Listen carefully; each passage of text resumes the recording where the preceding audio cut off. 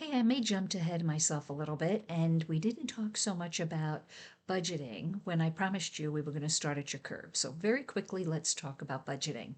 Now, you may say, Jean, I don't have any money for a budget to do this thing. Either we just do this on the fly or it doesn't get done. That's okay. A lot of what we're going to talk about, you could do yourself. Or maybe it's going to require a quart of paint, or maybe it's going to require editing furniture out of your house, okay? So it may not have to cost any money at all. But we also want to talk about time budget. You have to think about, do I have the time to really do this?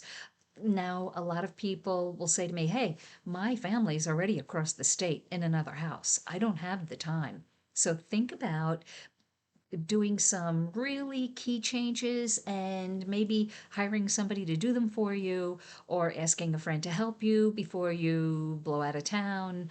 But I want you to be aware of your time budget and understand if, in fact, you have any time or you don't.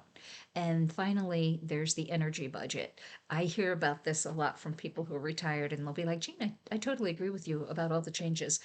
We just don't want to. We're tired. We don't want to do it. We can just let the next person do it. Listen, I'm 63. I totally understand. I get you. I'm tired too. I get you, really. But you can always maybe ask your kids to do it, or you can hire out somebody that needs a little bit of extra money to do it, or one of the neighborhood kids.